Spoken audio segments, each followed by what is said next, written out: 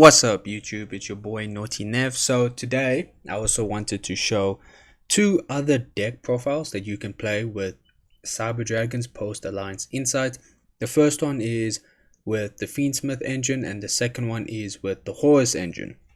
So let's first discuss the Fiendsmith variant. So going over this deck list, we have two Ash Blossoms, one Cyber Dragon, three Cyber Dragon Core, two Cyber Dragon Hertz, one Ashter, one Cyber Dragon Veer, one Cyber Jormungandr, one Cyberdark Chimera, three Cyberdark Claw, and one Cyberdark Worm. These ratios will be staying the same. I don't have any problem with this. So moving on, we have two Effect Veiler, and then we start with the Fiendsmith cards. Obviously one Fabled Lurie, three Fiendsmith Engraver, one Lacrima the Crimson Tears, and then we have the one Therion King Regulus, Callby, two Clockwork Knight, three Crossout, three Cyber Emergency, three Cyberdark Realm, one Cyberlord Fusion, two Fiendsmith Trapped, one Polymerization, two Powerbond, and two Imper. So initially in the previous video, I'll just keep the link to it in the top right. So in the previous video I had the build for Cyber Dragons where I played 3 Ash Blossom, 3 Effect Veiler, 3 Imper. So I'm playing only 2 copies, and the reason for that is I tried to keep the deck count to 44 cards to include the Fiendsmith engine. I haven't tested increasing the deck count, but I feel like 44 is a good ratio. So hence why we're playing 2 copies, and we're still maxing out on the Crossouts and Callby because, as I've already said, Cyber Dragon is still, I'll say, sensitive to hand traps or disruptions, so we want to make sure that we're able to see Crossout or Callby in our hand to protect ourselves. So yes, as you can see, we included Fiendsmith in the main deck, and the reason for this is we could be able to start our plays off with Fiendsmith. Obviously this can try to force out an interruption from our opponent, and also I don't play Desiree. I just thought maybe we can just play Wave High King Caesar. If you want to play Desiree, you're more than welcome to, but I decided to go with Wave High King Caesar because obviously the top decks right now, they do special summon, like Malice and Ryziel, they do special summon, so I thought Wave High King Caesar would be better. And also the extra deck is really tight. You can't really include both Desiree and Wave High King Caesar in your extra deck playing this build. So the extra deck is pretty tight, so I could only go with one option, and Wave High King Caesar was my go-to. And this deck list, I have played it a few times and I do like it. I do think it's a good build to play, starting off with the Fiendsmith stuff. Before you do your Cyber Dragon plays, get that Wave High King Caesar established on the board.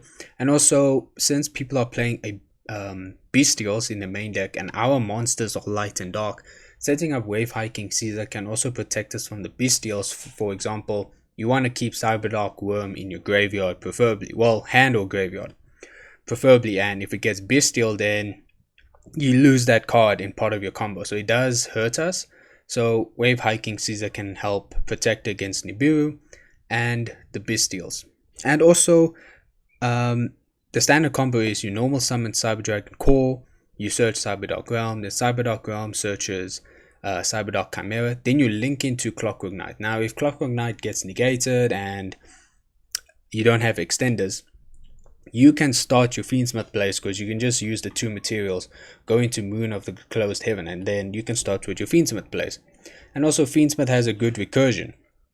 Also, people may be asking, why don't I play Fiendsmith Paradise? Obviously I don't play it because I'm not playing Desiree. If I was playing Desiree, then I would include the trap. It would be a good interruption during our opponent's turn. Let me just quickly go over the extra deck. We're playing 1 Cyber Dragon Fortress. You will see in the previous video I played 2, but since I said the extra deck is tight, we're only playing 1 Chimera Tech Fortress Dragon, 1 Mega Fleet, still 2 Rampage Dragon. 2 is necessary, you can't play 1, you have to play 2. 1 Heos Varag, the Mechanical Dawn, Necrocrypt Princess, Chaos Angel, Abyss Dweller. Yes, you can make Abyss Dweller with this version of Cyber Dragons. You would mainly make it with Cyberdark Chimera and Cyber Dragon Veer. And then we play 1 Infinity, 1 Nova, 1 Wave Hiking Caesar, 1 Clockwork Knight, 1 Requiem, 1 Moon of the Closed Heaven, and 1 SP Little Knight. In the side deck, we are playing 3 Lanciers. We're playing the 1 Malong, 2 Aggregators with the 3 Ultimate Slayers, 2 Cosmics, 1 Harpy's Feather Duster, and 3 D-Barrier. If you want to play more board breakers, you can put 3 Forbidden Droplets, or 3 Forbidden Droplets, 3 Mind Control, 3 Imperms if you want. But I think this list is pretty decent. I'm happy with this list. I have been playing with it. So this is the Fiendsmith variant of Cyber Dragons. Next, I will just go over the Horus variant. Okay guys, so this is the Horus version of Cyber Dragons.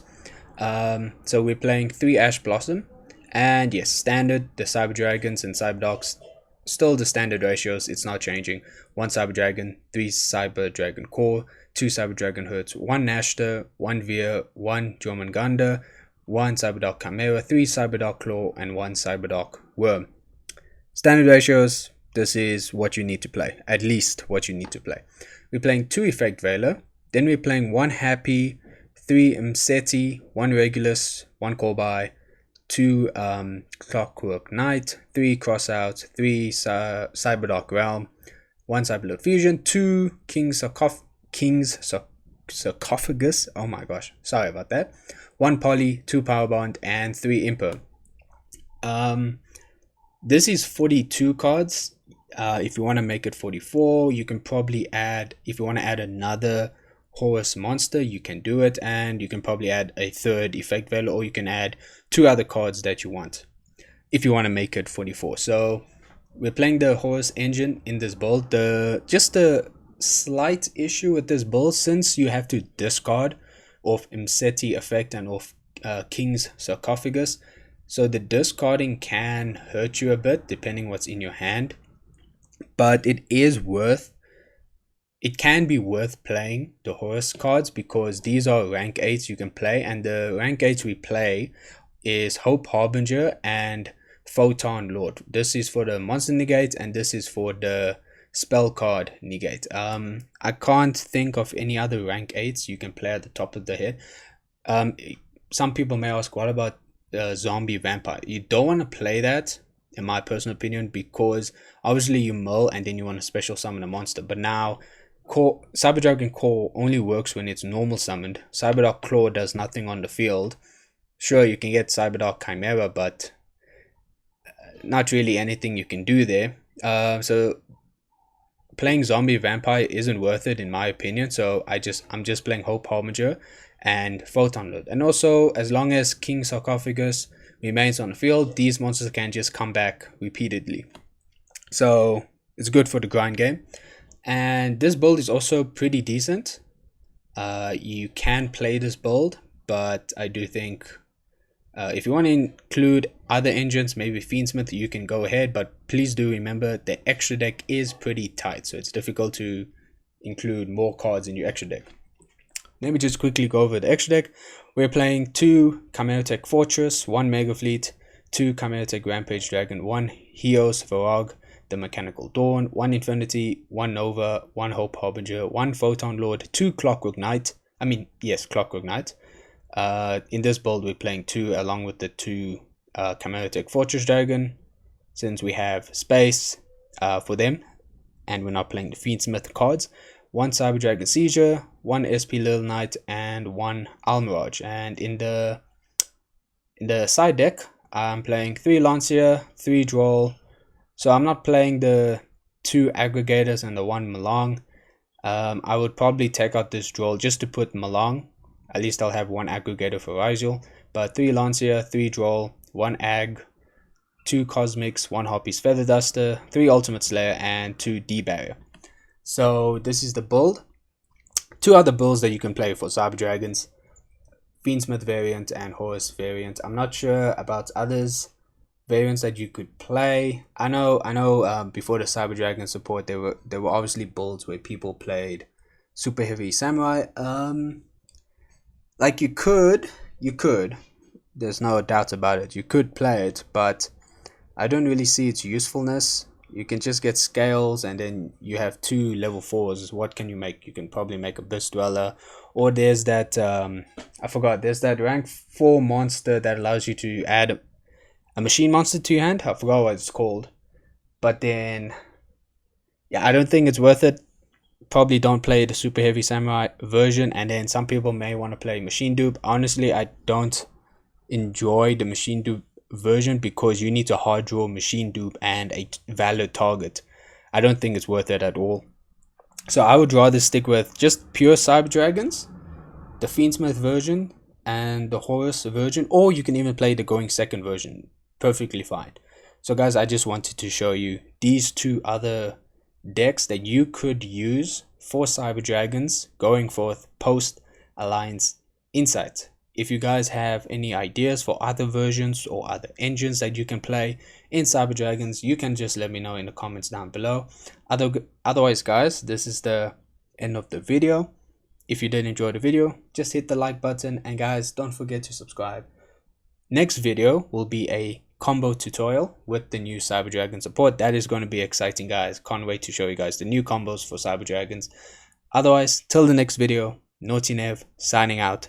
Peace.